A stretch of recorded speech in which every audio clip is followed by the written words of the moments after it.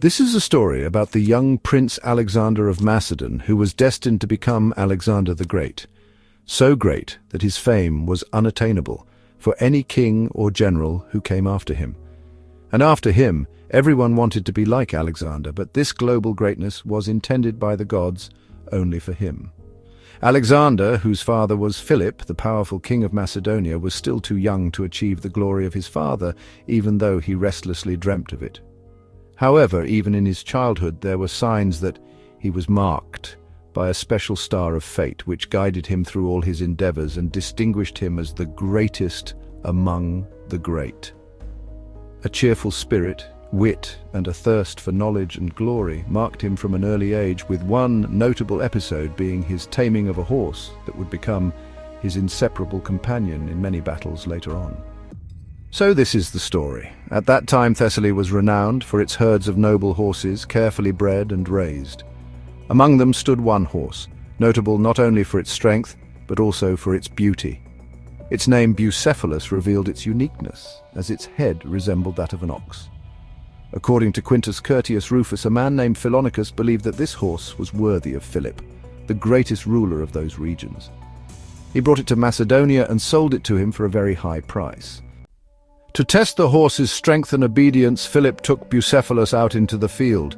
However, neither Philip nor his friends could get close to him, let alone ride the unruly horse. No matter how many times Philip or his companions tried, Bucephalus startled and frightened them with his wild behavior to the point where they decided to give up, convinced the horse was untamable.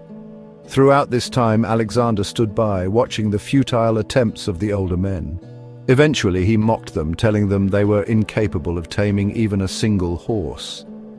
He repeated his mockery of their incompetence, even challenging his father, King Philip, who sharply rebuked him, scolding Alexander for insulting the older, more capable men for something they themselves could not do. In response, Alexander requested permission from his father to tame the horse. Philip agreed, with the condition that if Alexander failed, he would pay a penalty. The crowd laughed loudly when Alexander declared, "I will pay the price for the horse if I fail to tame him," as no one believed he could succeed. However, fate had other plans. Alexander carefully approached Bucephalus, took the reins and slowly turned him toward the sun, so that the horse could not see its shadow. It was the shadow that unsettled the horse, causing it to panic.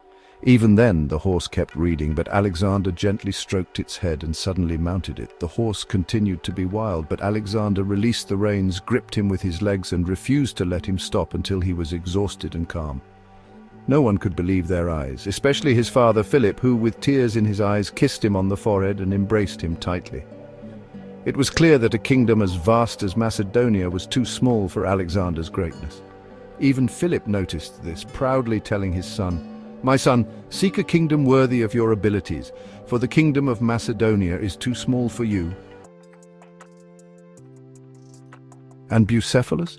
He remained untamable with others, but to Alexander he showed a remarkable calmness. The two became inseparable companions in every venture, every campaign. After years together, Bucephalus met his end in a battle against the ruler of Punjab, Porus, where he was fatally wounded. Devastated by the loss of Bucephalus, his loyal companion, Alexander, could not come to terms with it. In honor of Bucephalus, he founded a city named Bucephala, on the spot where Bucephalus lost his life in Punjab, present-day in northeastern Pakistan. The friendship between Alexander and Bucephalus is a story of shaped dreams, boundless courage, and the incredible power that comes from trust between a leader and his steadfast companion. Or just a timeless story about courage, trust, and the extraordinary bond between a boy and his horse.